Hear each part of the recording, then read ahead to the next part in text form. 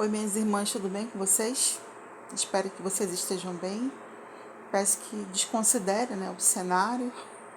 Sempre estou gravando aqui nesse ponto, na minha rede, porque, por incrível que pareça, esse é o melhor ponto de luz daqui de casa, A casa é um pouquinho escura. Então, eu sempre estou gravando, sempre que possível eu estou gravando aqui, porque lá na parte da cozinha, da sala, fica muito claro, Ontem eu estava revisitando alguns textos que eu escrevo, devocionais, no meu blog. Esse blog se chama Viva pelo que é Eterno, se você quiser dar uma olhadinha lá depois. Tem alguns devocionais que eu escrevo, faz tempo que eu não escrevo nada lá, mas se você quiser, tiver interesse, curiosidade, é só passar lá. E num desses textos, que eu estava lendo, me chamou mais atenção, tocou meu coração. E apesar de ter escrito ele em fevereiro deste ano, foi como se eu estivesse vivendo ele, no caso ontem, que eu estava lendo, e hoje também, Aí eu quero compartilhar aqui com vocês, tá bom? Bom, tem um pouquinho de paciência, porque eu estou segurando o celular com uma mão e o tablet com a outra mão.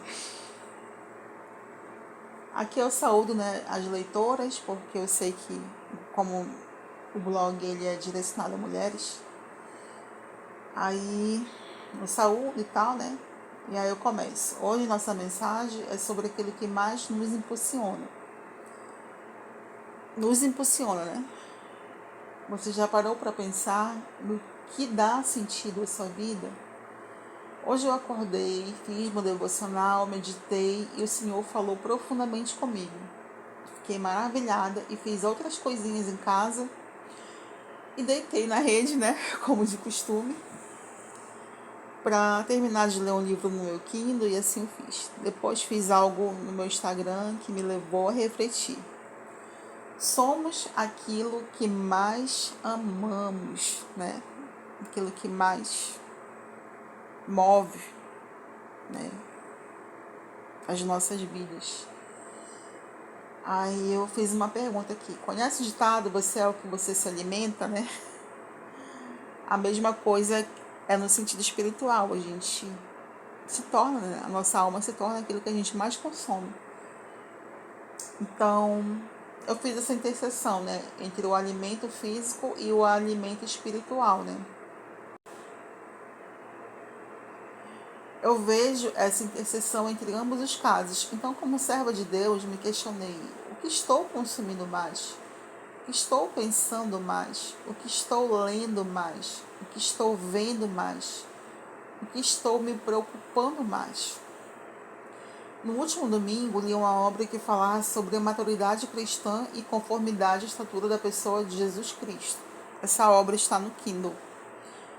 No Kindle, na versão grátis para assinantes, Sabe, minhas irmãs, acredito que isso deve nos mover a sermos mais parecidas com Jesus. Mergulharmos mais fundo na profundidade e riqueza da graça de Deus. Essas coisas são essenciais, Ou seja, aquilo que é espiritual, aquilo que nos conduz mais e mais e mais à presença de Deus, é o que verdadeiramente importa, Tudo que o mundo oferece,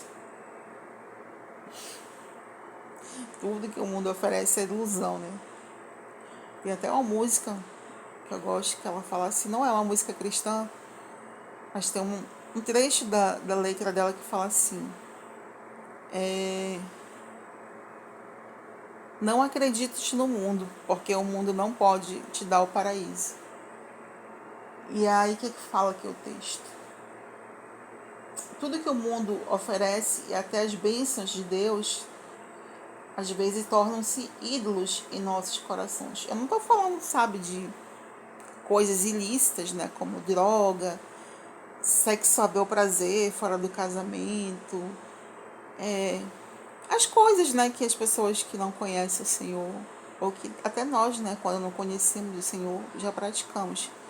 Eu estou falando de coisas que podem ser bênçãos, né, que são lícitas, mas que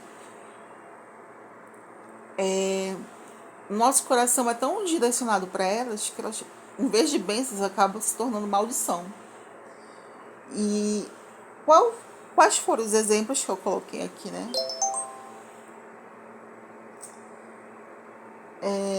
Uma delas pode ser prosperidade financeira. Eu estou falando de dinheiro, né? A gente sabe que a prosperidade, ela tem um sentido, né? Ela tem um propósito muito além do dinheiro, né? Prosperidade não só envolve finanças. O dinheiro em si, né? A prosperidade financeira é uma parte da prosperidade. Mas quando eu estou falando aqui, é quando o nosso coração está inclinado somente para aquilo que o dinheiro pode dar, né? O dinheiro como patrão e não como um servo, né? O que mais? Outra coisa, o trabalho também pode se tornar um ídolo, né? Apesar do trabalho ser uma bênção. E olha que o trabalho ele não foi inventado depois da queda, né, minhas irmãs? A palavra de Deus fala que o trabalho foi instituído por Deus antes da queda. Só que depois da queda que veio o labor, né? Que veio os espinhos, os cardos na terra, né? O suor que o homem passaria a comer pelo suor do seu rosto. Então ele se tornou muito mais sacrificante, né? Antes da queda era uma bênção, né? Não que o trabalho não seja mais uma bênção, mas é cansativo, fadigante, por conta da queda. O que mais?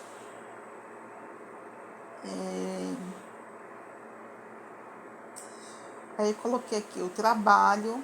E o trabalho, quando eu falo, minhas irmãs, eu não falo só para quem trabalha fora de casa. O próprio trabalho, o próprio cuidado, os cuidados que a gente tem dentro de casa também, elas podem se tornar um ídolo, né? Aquela motivação exaustiva. Ai, não, porque a casa tem que estar sempre limpa, porque isso, arrumada. Claro que ninguém quer viver no meio da bagunça, da sujeira, né?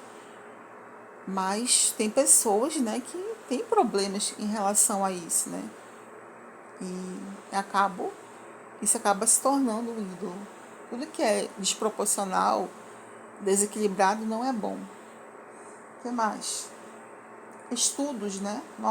Estudos, o conhecimento, né? Não só a aquisição, como a propagação do conhecimento também pode se tornar um ídolo. O cuidado com o corpo, com a saúde, né? Também pode se tornar um ídolo de pessoas que vivem somente em função disso. Família, né? Pasme, né? Família também pode se tornar um ídolo. Pai, mãe, filho, marido, irmão, esposa, enfim. Amigos, vocação ministerial, né? As coisas do próprio reino, né? As nossas atividades, as nossas funcionalidades com os nossos dons e talentos no corpo de Cristo também pode se tornar um ídolo, né?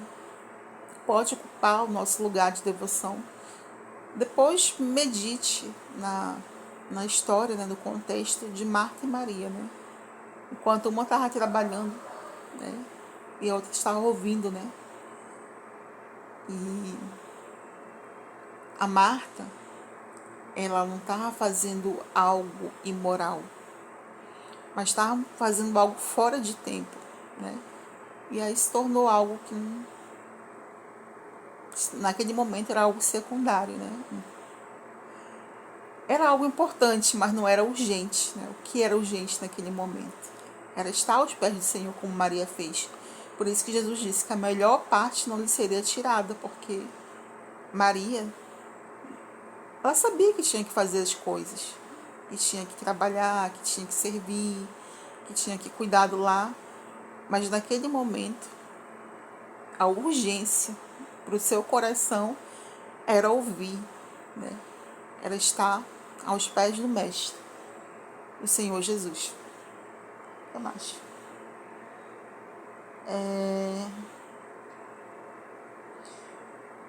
família, vocação ministerial e a nossa própria existência pode se tornar bezerro de ouro. Às vezes estamos que nem um povo de Israel, pegando os penduricalhos dos egípcios e fundindo para construir um Deus de adoração.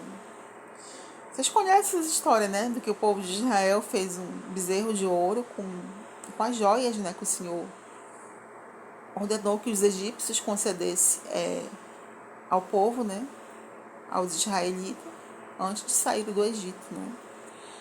E aquilo que Deus tinha dado como bênção acabou se tornando uma maldição, né? Para eles naquele momento. Ou seja, se tornou um ídolo, né? Um objeto de adoração. Minhas irmãs, isso é muito perigoso. Melhor, isso é pecado. As bênçãos são infinitamente menores que o abençoador. Nossa, eu acho que eu até errei aqui no entendimento desse texto, porque não dá para comparar as bênçãos que Deus nos dá com o que Ele é. É incomparável. O que é a bênção perto do abençoador? Nada. Eu estou sendo ingrata, né, minhas irmãs? Claro que as bênçãos são bem-vindas, mas não se comparam com o abençoador. Acho que vocês entenderam o que eu quis dizer, né? O que mais? As bênçãos... tá. O melhor presente, ou seja, a melhor bênção que o Senhor pode nos dar é Ele mesmo. Ou seja, é a sua presença em nossas vidas. Aí eu fiz uma exclamação aqui. Ó céus, quando de fato entendermos isso, a vida vai se mover com real propósito. Não estou estimulando você a pensar que aquilo que Deus nos propõe a cuidar deve ser deixado de lado, ignorado ou coisa do tipo. Não é isso. Ou seja, se Deus te dá uma bênção, por exemplo, te dá uma família, você não vai deixar de cuidar da sua família, que é uma bênção, entendeu? Pra, sei lá, pra passar o dia inteiro lendo a Bíblia e orando. Ou passar o dia inteiro na igreja, né? Servindo. Não é isso. A Bíblia dá direcionamentos a respeito de tudo que a gente faz, mas tudo no seu momento, no seu propósito. Porque a gente não pode colocar essas coisas, né, essas situações ou pessoas acima do Senhor, né, da nossa devoção, da nossa adoração pelo Senhor. Que mais? Precisamos revisitar nossas prioridades, revisitar o altar do nosso coração. Entender que Deus é ou deve ser, a partir de hoje, o centro de tudo. Jesus é o nosso rei, então ele deve ser, né? Ele é o rei entronizado em nosso coração. Nós, nem ninguém e nem outra ou qualquer pessoa pode tomar espaço, né? Pode estar acima de Deus, do Senhor no nosso coração. Sim, queridas leitoras, precisamos amadurecer, pedir sabedoria para as nossas escolhas, se alinhar à vontade de Deus, né? Isso deve ser feito mais prontamente, de modo que o nosso coração esteja pronto e sincero para o que vier, né? Seja o sim, seja o não de Deus, né? O que vier. Se Deus der, amém. Se Deus não der, amém também. Os nossos corações têm que estar alinhados à vontade de Deus. Nossos sonhos, nossos planos devem estar alinhados à vontade de Deus.